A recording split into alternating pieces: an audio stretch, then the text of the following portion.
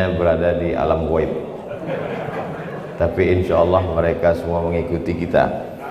Dan saya dapat salam khusus dari Bapak Ketua Korpri Pusat, dan itulah enaknya kalau salam itu diamanahkan kepada orang Korpri juga. Salam itu sudah sampai ke saya, maka saya balas salam dari Bapak Ketua Korpri Pusat. Waalaikumsalam warahmatullahi wabarakatuh. Kalau disampaikan melalui yang bukan Korpri belum tentu sampai.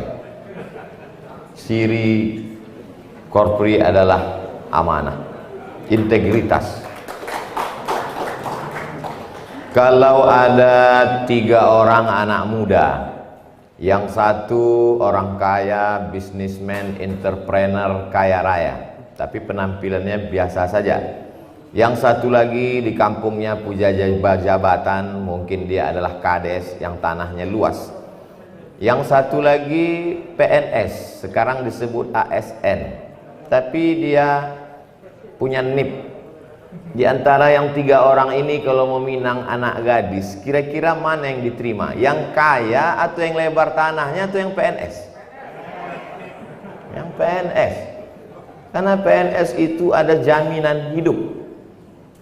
Kalau Bapak Ibu anggota Korpri mau tahu bagaimana keinginan orang ingin jadi PNS, ASN, cobalah tanya pada orang yang ikut tes tidak lulus-lulus. Di antara orang terkenal di Indonesia yang selalu ikut tes tidak lulus-lulus, Ki Joko Bodo. Akhirnya jadi dukun dan taubat nasuha. Dalam tulisan dikatakan beliau pernah ikut tes PNS. Banyak orang tua ingin cita-citanya anaknya, dia tidak tahu anak itu mau pakar dalam bidang ekonomi, politik. Cita-citanya cuma satu, aku ingin kau jadi PNS. Termasuk orang tua saya, cita-cita dia, aku ingin kau jadi PNS. Makanya ketika saya pulang dari Mesir, setelah itu saya pulang dari Maroko, bawa ijazah 2, LC, MA, saya mau tinggal di kampung. Kata dia, aku ingin kau jadi PNS. Maka saya tinggal di ibu kota provinsi, lalu kemudian ikut tes dosen 2008, lulus, NIP saya 2009. Di situ baru saya paham ternyata memang doa orang tua. Meninggal dia, saya pun berhenti jadi PNS. Jadi nampaknya PNS-nya itu ya sesuai doa dia. Jadi menjadi PNS ini adalah karunia nikmat yang luar biasa. Menjadi pedagang boleh jadi uangnya banyak, tapi tidak ada jaminan. Pedagang es krim hari ini punya banyak untung, panas terik. Besok pagi belum tentu ada jaminan. Kalau hujan lebat besok pagi. Petani kelapa sawit hari ini kaya raya, tapi kalau nanti suatu hari minyak CPU ini berkurang, pemilik batu bara menjadi pengusaha yang kaya raya, tapi kemudian kalau ada stop ekspor, maka menjadi PNS adalah salah satu keinginan banyak orang, karena dia stabil saja, apapun yang terjadi gajinya tetap mengalir. Itu maka PNS itu berdoanya tidak begitu khusyuk, karena berdoa tak berdoa gajinya cair. Beda sama petani. Kalau petani itu, ya Allah, ini padi sudah ditanam, tolong jangan sampai datang tikus, jangan sampai datang burung, jangan sampai datang hama wereng. Karena kalau sampai nanti padi hilang. Tapi kalau PNS enggak. Makanya jangan heran kalau nanti sholat di masjid, ada orang yang habis salam, enggak doa langsung, mungkin PNS. Karena gajinya sudah pasti. Kenapa Ustaz tidak mau duduk di situ? Karena saya ingin merasakan gimana rasanya wali kota.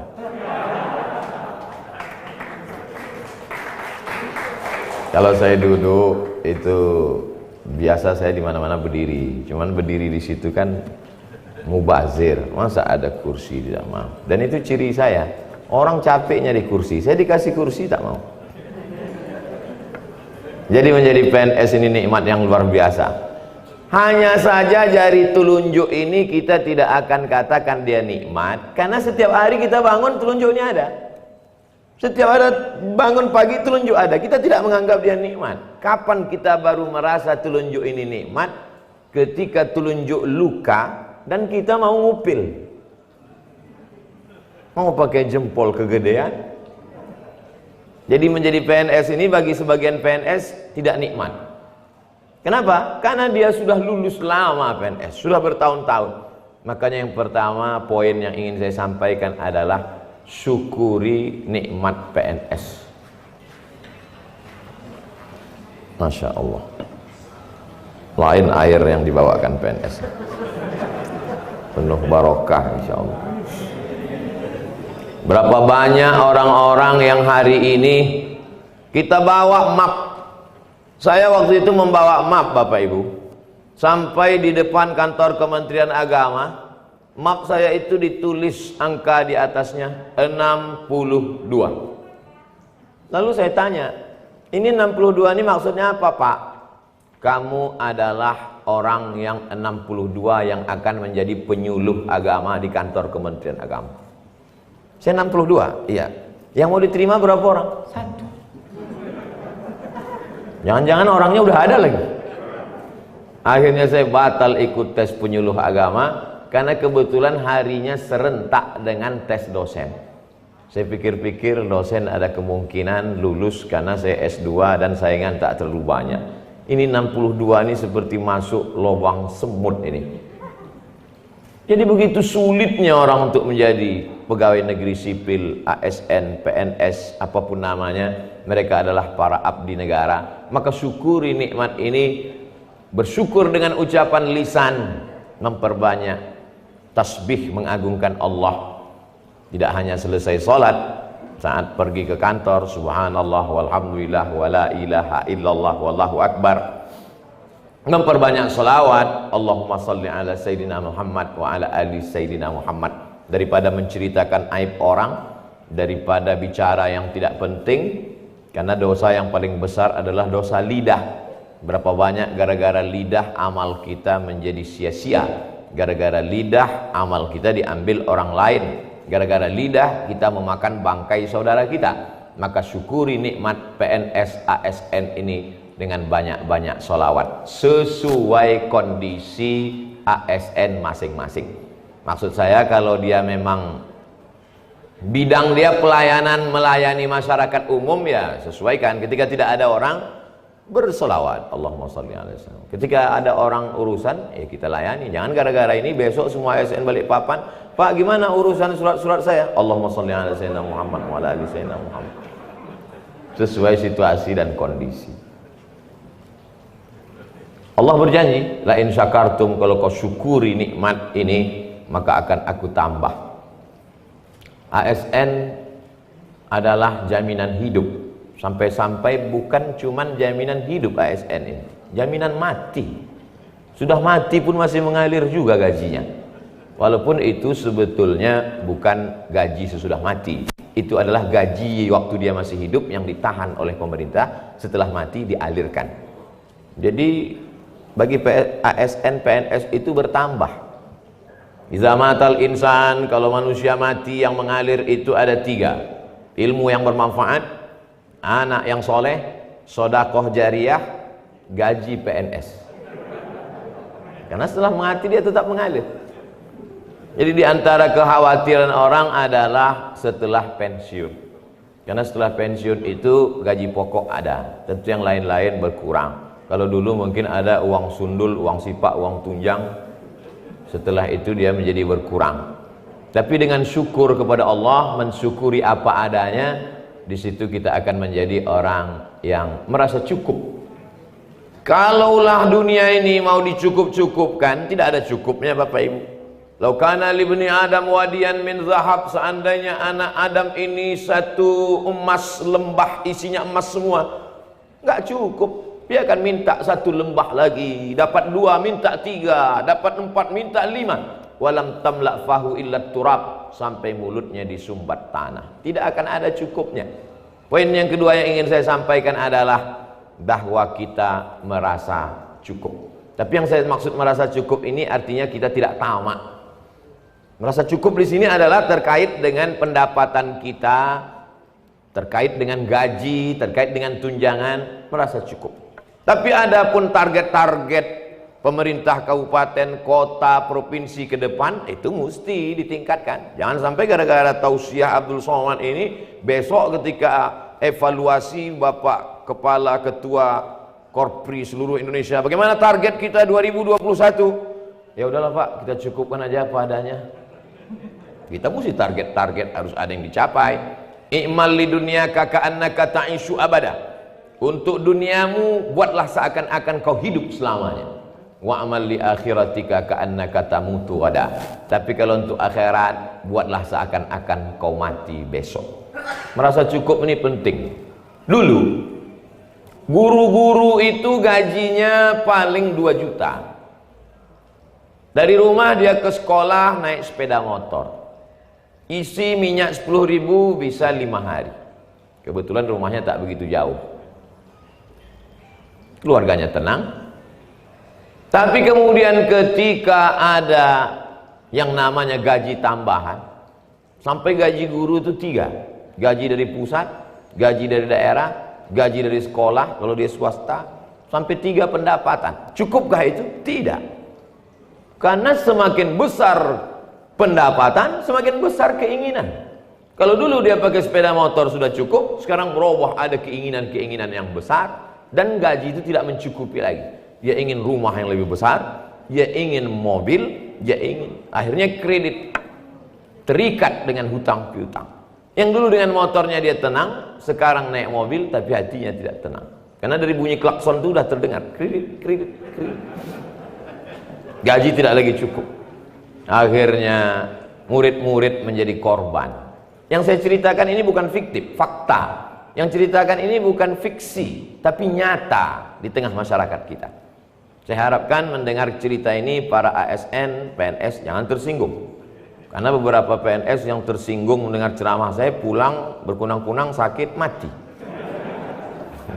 Bukan karena tersinggungnya, ajalnya sudah sampai. Jadi poin yang pertama, syukur, banyak-banyak bersyukur kepada Allah. Bagaimana cara kita mensyukuri nikmat PNS ini? Ngobrol sama orang yang nggak lulus-lulus jadi PNS. Bagaimana mensyukuri nikmat PNS ini? Ngobrol sama orang yang udah PNS, keluar dari PNS. Contohnya Abdul Somad. Betapa sakitnya tidak PNS. Ngobrol sama orang, oh jadi Ustaz nggak PNS lagi ya sekarang. Jadi nggak ngajar lagi gitu dia. Rasanya mau saya pukul aja pakai sepatu. Tapi kalau PNS itu kita kan ada bergaining, gaya. Ketika tanda tangan surat itu Abdul Somad, pas di bawah NIM. Nah, itu nggak ada lagi sekarang. Itu Bapak Ibu akan mensyukuri itu kalau ngomong sama orang yang tak lulus PNS. Merasa cukup ini luar biasa Bapak Ibu. Kata Nabi, iqna' bima qasamallahu lak takun aghnan nas.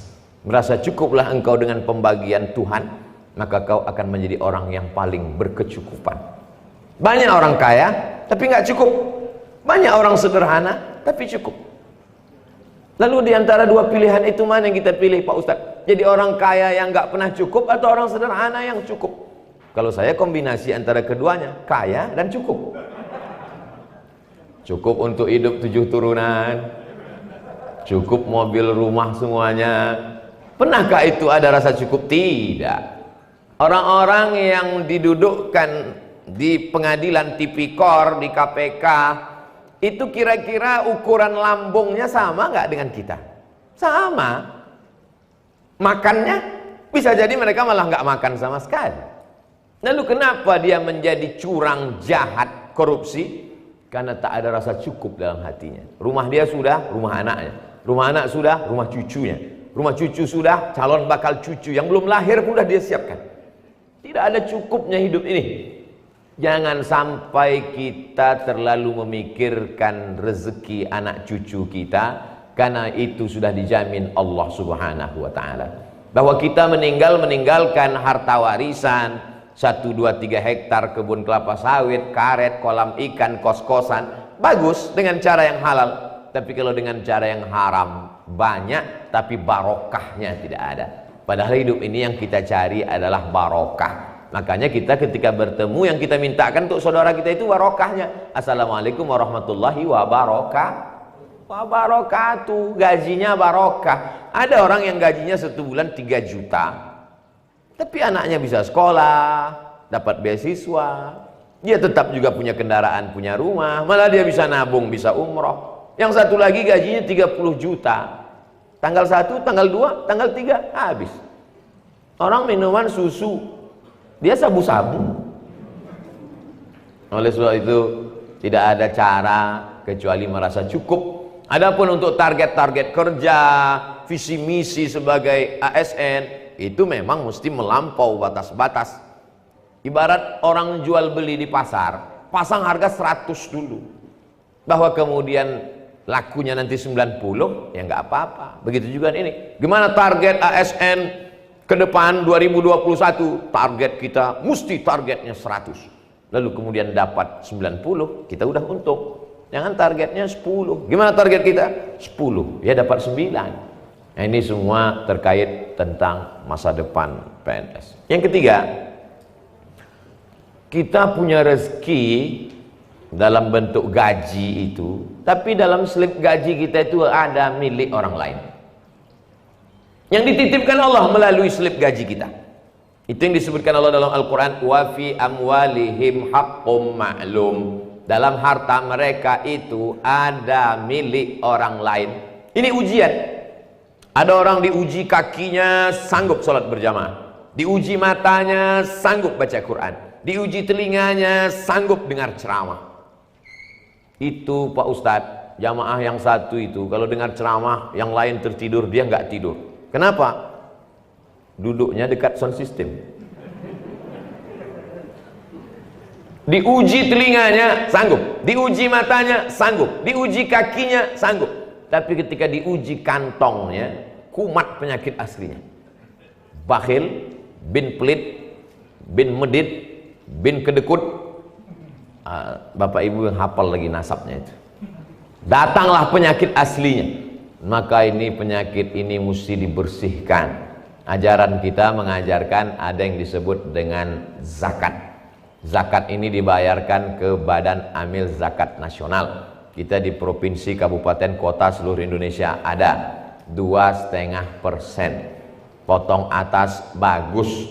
Cara ngitungnya mudah aja. Kalau 1 juta 2,5%, 25.000. Kalau 5 juta 125.000. Kalau kebetulan dapat 10 juta 500.000.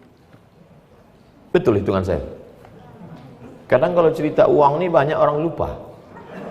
1 juta 25.000. Jadi kalau 10 juta 250.000. Biasanya kalau lebih banyak yang komplain. Kalau kurang diam. Tapi saya selalu menjelaskan bahwa 2,5% itu bukan dari hitungan gaji, tapi dari total pendapatan. Karena banyak orang, saya nggak bisa zakat Pak Ustadz, gaji saya cuma 2 juta. Gajinya 2 juta, pendapatannya 20 juta. Nah ini oleh sebab itu, maka ada orang pegawai yang biasa-biasa saja. Ya pegawai biasa Pak Ustadz, slip gajinya cuma 3 juta. Tapi harta warisannya banyak. Dia dapat durian runtuh. Durian runtuh gimana? Dia nikah dengan anak gadis, anak tunggal, bapaknya kaya raya, dan di ruang ICU mau sakratul maut.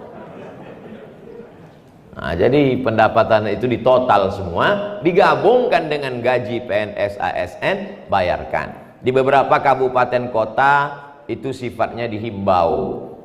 Saya menjadi tim sosialisasi zakat, bahkan diangkat sebagai duta zakat Badan Amil Zakat Nasional untuk menyampaikan tentang kewajiban zakat. Bagi Bapak Ibu yang sudah membayarkannya langsung ke pembantunya, ke sepupunya, tetangganya, keluarganya yang ada di dekat rumah, itu bagus, baik. Tapi lebih baik seperti satu lidi. Satu lidi kalau cuma 1 sebatang 2 batang, dia tidak punya kekuatan. Tapi kalau lidi-lidi ini diikat menjadi sapu lidi yang besar, itu luar biasa. Bayangkan kalau gaji PNS ASN sekian puluh ribu orang dijadikan satu, itu banyak yang bisa kita buat. Saya waktu kuliah di Mesir dulu Bapak Ibu, Itu anak-anak Malaysia, kawan kami yang dari Malaysia itu dapat zakat dari kerajaan. Yang dia maksud kerajaan itu provinsi. Dari kerajaan Selangor, dari Perlis, dari Perak. Itu saya tanya, kamu dapat berapa? Ada yang dapat 6.000 ringgit. 6.000 kali 3.000, 18 juta setahun. Makanya mereka rumahnya bagus. Kalau naik mobil, naik taksi. Saya alhamdulillah 4 tahun di Mesir, sekali pun nggak dapat zakat. Tapi kuliah selesai juga. Malah lebih cepat. Kenapa? Karena ingin cepat pulang, karena nggak ada duit. Ada ketakutan untuk belajar itu. Mata kuliahnya 14, kalau tidak lulus 3 mata kuliah nggak naik tingkat. Kalau tidak lulus 1 tahun beasiswanya putus. Kalau tidak lulus 2 tahun beasiswanya stop sama sekali. Kalau nggak lulus 3 tahun maka dia DO, tidak dapat tiket pulang, siap-siap buat rakit dari Sungai Nil ke Sungai Siak.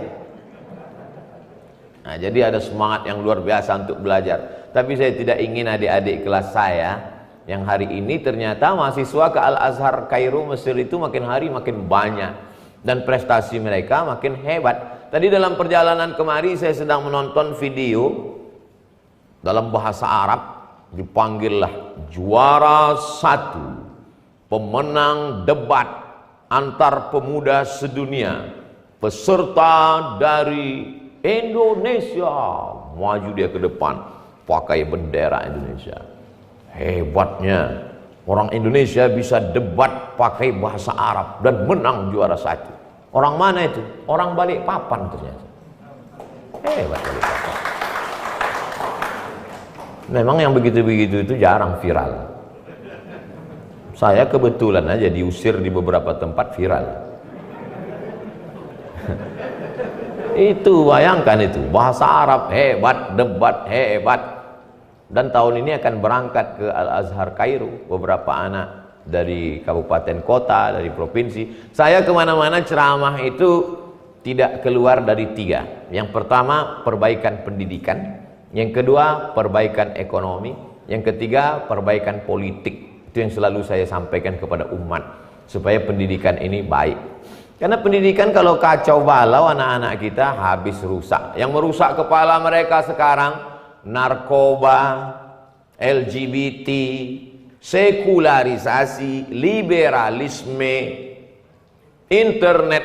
Dulu Bapak Ibu kalau masih ingat zaman kita kecil dulu, televisi cuma 1, TVRI, sampai jam 12 siang, itu pun cuma hari Ahad. Yang paling masuk ke kepala kita Unyil, Ucrit, Usrok, Pak Ogah, Pak Raden. Jam 12 siang Little Missy. Lagu-lagu cuman ya yang ketawa senyum berarti udah tua. Lalu kemudian pada tahun 1990 saya kelas 1 SMP waktu itu, mulai beberapa kawan saya cabut mau nonton jam 10 pagi Mahabharata TPI. Saya sebetulnya nggak mau cabut, tapi karena diajak terpaksa. Lalu kemudian muncullah televisi begitu banyaknya. Tapi senakal-nakalnya televisi, televisi masih ada sensornya. Televisi masih ada jam tayangnya. Sekarang apa yang terjadi? Setiap orang punya TV. Setiap artis punya TV. Setiap orang punya channel. Termasuk saya sendiri punya channel. Namanya Ustadz Abdul Somad Official. Jangan lupa subscribe, like, and share. Jadi luar biasa kalau pendidikan anak-anak kita tidak kita jaga. Dan di alam maya ini semua orang bersaing dengan channelnya masing-masing. Ada yang menampilkan channel pendidikan, ada yang memang ceritanya cerita kotor, jorok saja. Ketika dikritik, ya salah kamu sendiri, kenapa tonton channel saya? Channel saya kan memang ceritanya cerita kotor aja, cerita orang mabuk, cerita zina. Na'udzubillah. Bebas sebebas-bebasnya. Ini kalau tidak kita barengi dengan anak-anak kita yang dikirim ke Al-Azhar pulang. Tapi saya tidak paksakan semua mesti berangkat ke Al-Azhar Kairo, enggak. Kita lihat bakatnya. Yang penting pendidikan dasar itu mesti Quran. TK Quran, SD Quran, SMP Quran, SMA Quran. Nanti universitas terserah. Mau masuk UI, mau masuk ITB, mau masuk IPB, mau masuk UGM, terserah. Saya tidak paksa semuanya mesti ke Kairo. Karena kalau kita paksa semua ke Kairo, nanti dia tidak minat di situ, pulangnya tidak jadi Musa, malah jadi Fir'aun. Jadi sesuai kemauan dia. Jadi Ustadz dulu ke Mesir memang kemauan Ustadz atau memang dipaksakan? Memang saya sendiri. Jadi saya tahun 93 saya datang ketemu Imam Masjid Raya Al-Masun Medan. Saya bawa ijazah saya. Assalamualaikum Ustadz Jalaluddin Abdul Muthalib. Waalaikumsalam. Saya mau ke Mesir Pak. Waktu itu saya belum tahu Mesir. Saya mau ke Arab Pak. Ini ijazah saya. Kok kelas berapa sekarang? Kelas 3 SMP. Kecepatan. Nanti 3 tahun lagi. Jadi memang dari kecil saya, ini minat saya. Jadi Ustadz ini memang kemauan saya, keinginan saya. Bukan mendadak jadi Ustadz. Ada juga orang tiba-tiba jadi Ustadz. Ini mesti kita motivasi. 100 anak Indonesia lulus mendapat beasiswa Al-Azhar Kairo tahun 1998 dari Sabang sampai Papua. Dikirimlah surat itu ke rumah di kabupaten, waktu itu Kabupaten Kampar, Provinsi Riau. Belum ada email lagi waktu itu, tahun 98. Sampailah surat itu, saya baca 100 nama yang lulus ke Mesir. Lalu kemudian saya kirimlah proposal-proposal untuk mendapatkan tiket pesawat, kirim ke zakat, kirim ke kabupaten, kirim provinsi. Alhamdulillah ada yang nyuruh saya datang, silakan datang ke kantor zakat. Saya pun datang ke kantor zakat, dikasihlah waktu itu 200.000. Harga dolar krisis waktu itu, 1 dolar 20.000. Bapak Ibu bayangkanlah itu. Tapi akhirnya karena Allah menakdirkan berangkat, saya berangkat juga. Kuliah ke Mesir, 4 tahun selesai. Habis itu saya dapat beasiswa lagi ke Maroko, saya berangkat. Setelah itu saya pulang. Dan di beberapa tempat saya pulang, mereka memberikan kata sambutan, inilah Abdul Somad yang merupakan salah satu kader yang kita kirim dulu. Dalam hati saya rasanya nggak pernah ada yang ngirim. Datang tak dijemput, pulang tak diantar. Macam hantu jelangkung. Tapi setelah kita ibarat batu Bapak Ibu. Kalau batu itu setelah dioles, dipoles menjadi batu cincin, semua orang akan mengaku itu batu milik dia. Tahu kamu nggak batu yang hebat di Kalimantan? Ya batu kecubung. Dari mana tuh? Kalimantan Timur, kata orang Kaltim. Kata orang Kalbar punya kami, kata dia. Tapi batu gilingan cobekan untuk sambal terasi, tidak ada yang mengakui. Nah, jadi anak-anak kita ini pun begitu juga. Jangan sampai 20 tahun akan datang ternyata dia jadi permata, black diamond. Tahu-tahu dia menjadi batu yang luar biasa. Jangan sampai kita salah dalam bertindak sehingga itu menjadi amal jariah yang luar biasa bagi PSN dari gajinya. Belum lagi infak sodakoh, itu baru dari yang zakat yang wajib-wajib saja. 3 poin sudah saya sampaikan. Poin yang pertama, syukuri nikmat PNS. Poin yang kedua, merasa cukup, karena kalau tidak cukup nanti kita akan menjadi nakal. Poin yang ketiga, tunaikan kewajiban sebagai seorang muslim. Kita tahu banyak agama di Indonesia, tentu dalam agama saudara-saudara kita mereka punya kewajiban masing-masing. Kita tidak bisa intervensi itu. Wala ana abidum ma'abattum wala antum abiduna ma'abud lakum dinukum waliyadin. Tapi zakat itu menjadi kewajiban kita bersama. Dalam Islam non muslim tidak diwajibkan zakat walaupun pemimpinnya itu muslim. Begitu yang diterapkan Nabi Muhammad SAW. Poin yang keempat. Sampai berapa poin nih Pak Ustadz? Ya biasanya saya ceramah itu sampai saya lihat jamaah itu menguap.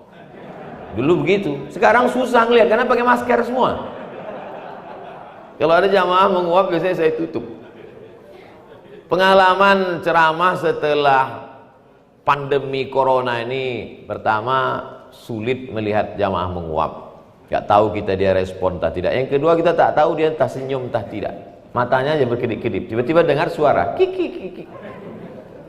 Poin yang keempat adalah bahwa kalau makanan itu haram Bapak Ibu, kita suapkan ke anak kita. Sepiring lontong sayur itu akan berubah menjadi setetes darah. Setetes darah itu masuk ke dalam jantung karena semua darah disemburkan, disemprotkan oleh jantung. Dari jantung setetes darah itu akan naik ke otak. maka jantungnya jadi hitam, otaknya jadi hitam. Dari jantung ke mata, dari jantung ke telinga, dari jantung ke tangan, dari kepala, dari otak menular ke seluruh tubuh, maka berawal dari darah. Makanya dalam Quran dikatakan khatamallahu ala qulubihim, hatinya duluan hitam, wa ala sam'ihim, telinganya, wa ala absarihim, matanya. Semua berawal dari hati. Makanya ada lagu A'agim judulnya Jagalah Hati. Bagaimana cara menjaga hati? Dari makanan. Orang kalau makanannya kotor, otaknya kotor, matanya kotor, tidak bisa lagi membedakan mana halal, mana haram, mana hitam, mana putih, mana orang, mana tiang. Hantam saja, hantam kerungu, bantai saja. Nauzubillah. Jadi jangan Bapak Ibu heran melihat orang, kenapa ya ceramah itu nggak ngefek sama sekali ke dia? Iya, gara-gara makan haram. Hati menjadi gelap, otak menjadi gelap, telinga menjadi gelap. Summum bukmun umyum, peka, tuli, bisu, buta. Orang yang peka itu bukan berarti telinganya peka. Sama seperti kita sedang berdiri di tepi jalan, tiba-tiba datang orang nginjak kaki kita. Matanya ada, tapi kita mengatakan, ente buta ya? Bukan berarti dia buta, matanya ada, tapi mata itu tidak berfungsi lagi. Itulah yang sesungguhnya azab itu. Azab itu ya itu. Maka mudah-mudahan kita dengan makanan yang halal ini, kita tidak terkena azab ini insya Allah. Karena azab ini banyak orang salah pandang tentang azab Bapak Ibu. Dia anggap azab itu kalau dia golongan bawah. Dia anggap azab itu kalau dia nonjok. Dia anggap azab itu kalau dia sakit. Bukan. Sakit belum tentu azab. Boleh jadi dengan sakit itu kita sedang dapat nikmat. Buktinya apa? Buktinya di rumah sakit, yang sakit bertasbih semua. Ketika sehat baru main handphone. Kalau dikatakan miskin itu azab, tidak. Buktinya waktu miskin rajin sholat ke masjid. Udah agak-agak kaya, tinggi jabatan, baru mulai setahun ke masjid cuma 2 kali, Idul Fitri, Idul Adha. Itu pun masbuk. Ustaz tahu dari mana? Dari pertanyaannya. Pas ada pertanyaan jamaah, ada, Ustaz Somad, kalau masbuk sholat id takbirnya gimana ya? Sholat id pun masbuk juga. Parah betul kau guys. Jadi bagaimana poin yang keempat ini? Kita cari makan halal. Rajulun as'as, ada seorang laki-laki yang rambutnya kusut berdebu. Kusut rambutnya berdebu karena dia takut kalau dia mandi nanti rambutnya gugur, dia kena bayar denda. Apakah itu ibadahnya orang yang mandi rambutnya gugur bayar denda? Haji. Orang haji itu rambutnya kalau gugur bayar denda. Artinya dia sedang berada di tanah suci, dia sedang beribadah haji, tangannya dia angkat ke atas, dia berkata ya Rabb, ya Tuhan, ya Allah. Tapi doanya tak dikabulkan Allah. Kenapa doanya tidak dikabulkan Allah? Mat'amuhu haram, karena makanannya haram. Nauzubillah.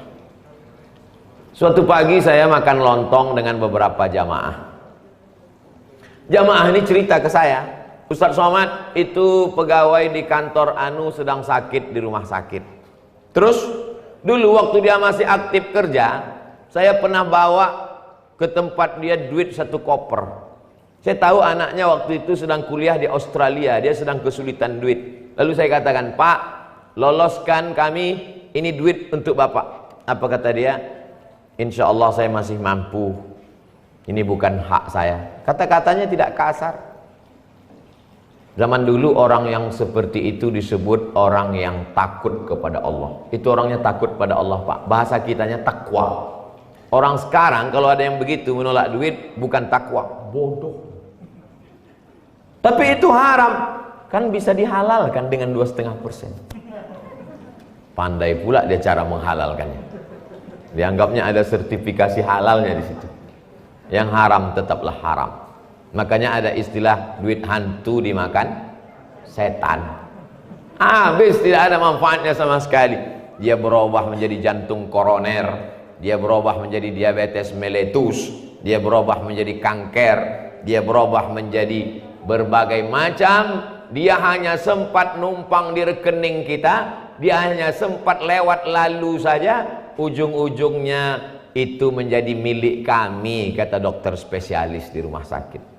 Itu punya kami Pak Ustadz. Ustadz selu-selu aja, kata Pak dokter.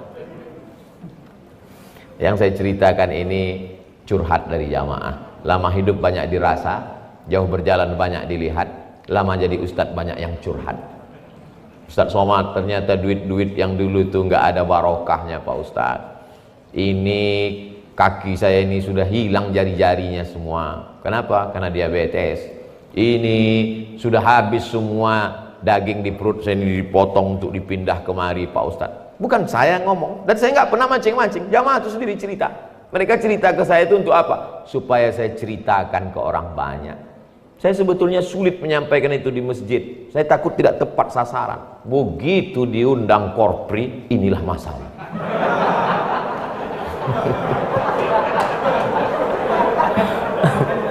Yang membuat saya lebih bahagia lagi, saya tidak berhadapan. Kalau bayangkan kalau 4.000 orang nampak tatapan matanya, kan susah juga kita ngomong. Di sini nyantai aja, orangnya nggak banyak. Mereka semua sedang streaming aja. Tapi saya yakin semua yang mendengar itu orangnya bersih-bersih semua. Kenapa ya Pak Ustadz saya malas ke masjid? Ya itu gara-gara makan haram. Kenapa ya Pak Ustadz malas bersolawat, nggak mau bangun malam? Ya itu hukuman dari Allah Subhanahu wa Ta'ala. Jadi hukuman itu bukan hanya dalam bentuk sakit, miskin, bukan. Hukuman yang paling mengerikan adalah kita malas beribadah. Anak tidak menjadi berbakti. Alhamdulillah Pak Ustadz, anak saya 3. Yang pertama S2, yang kedua entrepreneur, yang ketiga sudah lulus kerja. Tiga-tiganya sakau. Ma'uzubillah. Mudah-mudahan anak kita anak-anak yang soleh dan solihah. Ustadz Somad, gimana ini doanya Pak Ustadz? Anak saya kecanduan game online, gak berhenti-berhenti, gak makan, gak tidur terus. Yang belikan handphonenya siapa? Saya Pak Ustadz. Pakai duit apa? Nah itulah Pak Ustadz, duitnya ini nggak jelas dari mana. Karena saya sangka ini duit abu-abu, saya takut belikan makanan, terus saya belikan handphone. Ah itulah dia hukumannya. Saya disuruh bacakan ayat ruqyah. Saya disuruh membacakan ruqyah untuk anak yang kecanduan game online PlayStation. Saya terus terang sampai sekarang, setahu saya ayat ruqyah itu untuk yang diganggu setan. Yang diganggu handphone belum ada doanya. Gimana anak diganggu handphone? Kadang kita kasihan juga dengan setan nih. Kata setan, aku nggak ada ganggu. Yang ganggunya gadget, kata dia. Yang berubah nanti, a'udzubillahi minal gadget. A'udzubillah. Maka ini kita jaga ini semua. Bapak Ibu yang dimuliakan Allah. Yang terakhir, yang kelima adalah ngaji, iman kita full. Berada sama orang baik-baik, iman kita full. Dalam penceramah, orangnya baik-baik semua, berada di lingkungan yang baik, dengan tema yang baik, full. Tapi kemudian ketika kita keluar, mulai dia down. Kita berharap mudah-mudahan kita istiqomah. Tempat kita ini kan cuma 3. Yang pertama di kantor. Ciptakan lingkungan kantor yang membuat kita istiqomah. Yang kedua kita di rumah. Di rumah, di lingkungan kita juga kita menggabungkan diri yang kira-kira membuat kita istiqomah. Yang ketiga di alam medsos. Di alam medsos pun buat di alam medsos yang kira-kira membuat kita istiqomah. Saya nggak nyambung Pak Ustadz, gimana di alam medsos buat kita istiqomah? Kalau punya grup, buatlah di grup-grup yang suka grup ngaji. Jangan grup ngerumpi. Kalau di grup, buatlah di grup-grup yang senang cerita masalah amal soleh. Itu maksud saya. Ini aktif di grup alumni SMP. Aku dulu naksir kamu loh.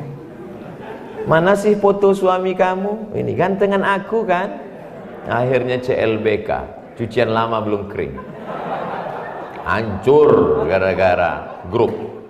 Itu di alam maya. Kalaupun kita punya kawan-kawan di Facebook, ya di add lah, confirm kawan-kawan yang kira-kira status-statusnya itu mengingatkan kita pada Allah. IG juga gitu.